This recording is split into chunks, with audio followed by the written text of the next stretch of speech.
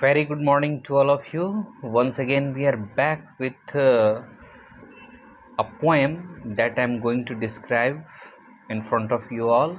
I'm not, my face is not looking, but the topic and the chapter that is looking in your video, and one by one, we will understand the chapter, and that is poetry, as you know, by Robert Frost. It has been written, Dust of Snow.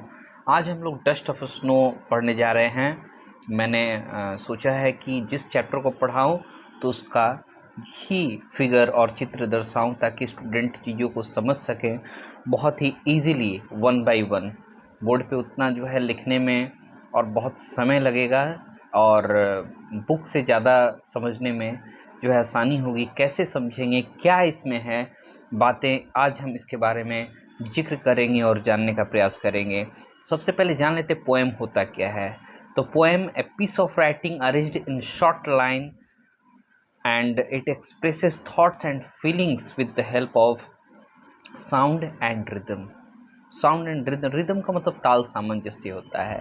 Poem क्या होता है? एक writing का ही एक टुकड़ा है, एक writing का एक भाग है जो कि छोटे छोटे लाइंस में इसको अरेंज किया रहता है और ये व्यक्त करता है सोच को, अपने फीलिंग्स को वो दर्शाता है, तो वो पोएम कहलाता है। तो पोएम को थोड़ा सा मैंने जिक्र किया कि पोएम होता क्या है। और भी चीज़ें हैं जो कि हम लोग जानेंगे पोएम के बारे में। तो आज हम बात करने जा रहे हैं डस्ट ऑफ स्नो के बारे में। तो डस्ट ऑफ स्नो का जो आइडिया है, सबसे पहले किस थीम पर ये बना हुआ है इसके बारे में बात करते हैं। तो dust of snow Robert frost के द्वारा लिखा गया एक छोटा और एक बहुत ही सिंपल कविता है और ये बहुत ही गहरी जो है वो अर्थ को वो दर्शा रहा है। बहुत ही गहरा अर्थ इसमें छुपा हुआ है। यह व्यक्त करता है महत्व को, छोटी छोटी चीज़ों के महत्व को दर्शाता है। जीवन में बहुत ऐसी चीज़ें हैं जो कि हमारे लाइफ में छोटी चीज़ों का प्रभाव और छोटी चीज़ों का जो है इम्पैक्ट बहुत ज़्यादा होता है। छोटी छोटी चीज़ें बहुत बड़े अर्थ के साथ हमारे जीवन में वो चीज़ रहती हैं। कैसे छोटी चीज़ें बड़े अनुभव कराती हैं, बड़े बदलाव लेकर आती हैं, इस पोएट्री से हम लोग जानेंगे। तो रॉबर्ट फ्रॉस्ट ने बहुत ही डीप मीनिंग को समझाया है अपनी इस छोटी सी कविता के ज़रिए, और इसमें किस तरीके से छोटी चीज़ें बहुत बड़े स्तर पर बदलाव लेकर आती है। या तो व्यक्ति के जीवन में हो सकता है या हमारे इन्वायरमेंट, हमारे दुनिया में हो सकता है जो हम देखते हैं। कविता बतलाती है छोटी छोटी चीज़ों को हमारे जीवन में कि कैसे बड़े बदलाव हमारे भविष्य में वो लेकर आती है। यह रिफ्लेक्ट कराती है कठिन समय को, और हमारे जीवन में ये बदलाव जो होता है, छोटी चीज़ें बदलाव लेकर आती है, तो वो बहुत ही ज़्यादा खुशी वाला समय होता है और वो हमें आगे लेकर जाता है। तो कभी भी ये नहीं सोचना चाहिए कि हमारे जीवन में दुख चल रहा है, तकलीफ़ें चल रही हैं, तो हमेशा ऐसा ही समय रहेगा। कब क्या कैसा सोच आपके दिमाग में आए और आपके जीवन बदल सकते हैं, आप अपने जीवन को बदल सकते हैं उसके ज़रिए, इसमें हम लोग बात करेंगे। तो डस्ट ऑफ स्नो का पहला स्टेंजा, और इस स्टेंजा बतलाने से पहले इसमें मैं कुछ बातें आपके सामने रखूँगा कि इसमें आखिर क्या है। डस्ट ऑफ स्नो में एक रॉबर्ट फ्रॉस्ट ने एक ऐसे व्यक्ति को चुना है जो कि अपने जीवन में निराश हो चुका है, उदास हो चुका है। उसने अपने जीवन में सारी संभावनाएं जो कि वो प्रगति करने को, डेवलप करने को, अपने आप को जो है बेहतर करने को, अच्छा होने को अपने जीवन में, वो सब छोड़ चुका है। वो अपने जीवन में पूरी तरीके से जो है वो छोड़ चुका है कि हमारे जीवन में कुछ अच्छा होगा।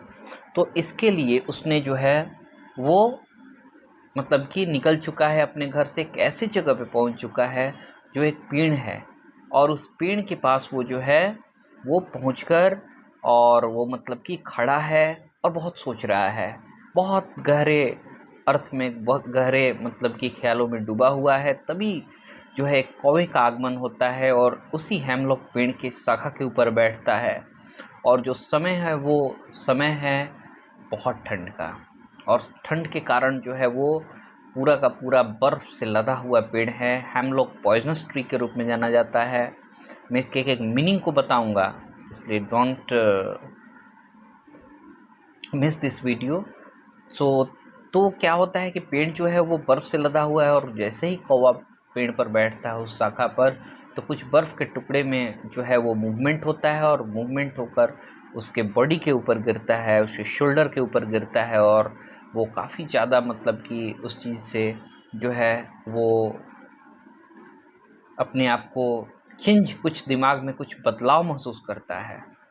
क्या बदलाव महसूस करता है कि उस जो पहले का जो मतलब पीरियड था, जो वो काफ़ी बुरे जो है नेगेटिव थॉट्स उसके दिमाग में जमे हुए थे, अब वो नेगेटिव थॉट्स जो है वो नहीं बन पा रहे थे, और उसने जो है कुछ नया, और कुछ नया अनुभूति, कुछ नए फीलिंग्स वो उसके दिमाग में आया, और नए फीलिंग्स आने के चलते जो है उसके दिमाग में कुछ बदलाव आता है। इससे उसने अपने बचे हुए दिन को जो बिताने वाला था उसमें वो दुखी ना होकर खुशीपूर्वक बिताने का जो है वो तय करता है, कि जो उसने अभी तक उसने समय में जो है अपना दुखी पूर्वक जो समय बिताया उसमें पश्चाताप किया अभी तक, लेकिन जैसे ही वो मूवमेंट होता है, बर्फ़ का टुकड़ा गिरता है, उसके बाद वो बहुत ही उसका एक अलग जो है थॉट्स और फीलिंग्स उसके दिमाग में आती है, और वो काफ़ी नया महसूस करता है। अब हम बात करेंगे वन बाय वन लाइन को। तो ये मैंने आपको समराइज़ किया ताकि आप इसके पूरे थीम को समझ पाएँ, इसमें है क्या, क्या बातें हुई। तो सबसे पहले कि डस्ट ऑफ स्नो, बर्फ़ का डस्ट का मतलब यहाँ पर टुकड़ा होगा।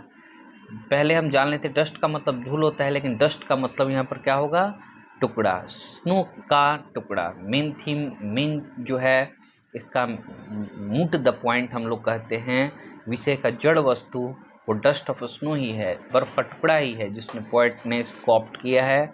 तो the way a crow Shuk down on me, पहला जो लाइन है कि जिस तरीके से कौवा जो है वो बैठा, ये एक पोएट रॉबर्ट फ्रॉस्ट जो है वो याद करता है एक छोटी सी घटना को, जिसमें उसका मूड बदल जाता है, उसका मूड जो है वो बदल जाता है, और ऐसा प्रतीत होता है कि एक बहुत छोटी सी घटना है जिसमें कि बहुत बड़ा बदलाव लेकर आता है। वो अपने आप को होपलेस, डिप्रेस्ड फील करता है, और वह एक ऐसी अवस्था में है जिसमें दुखी है, बहुत डिस्कार्डेड है, और अपने विचारों में खोया हुआ है, और वो एक हेमलॉक ट्री के नीचे खड़ा हुआ है।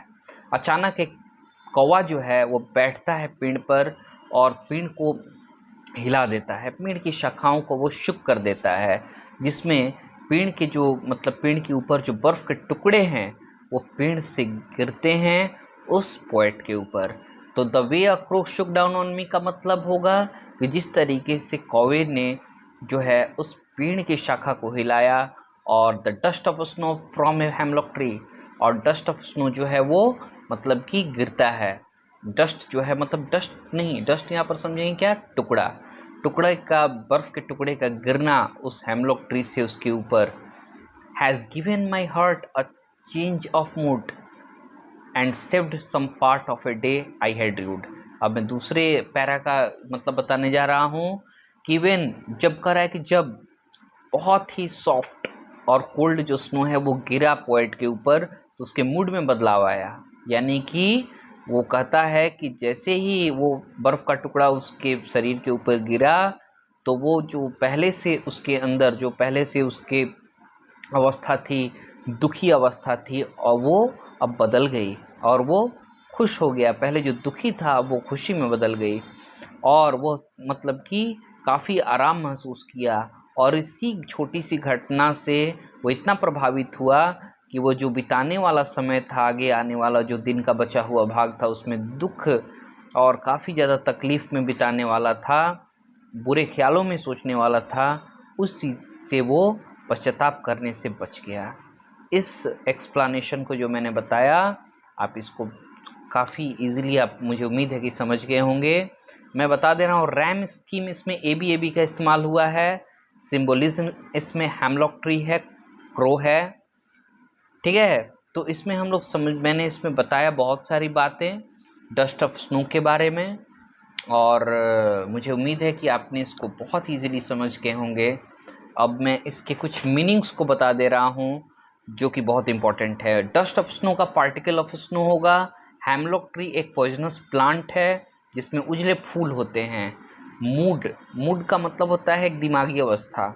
र्यूड का मतलब होता है पश्चाताप करना, जो पश्चाताप आपने किया।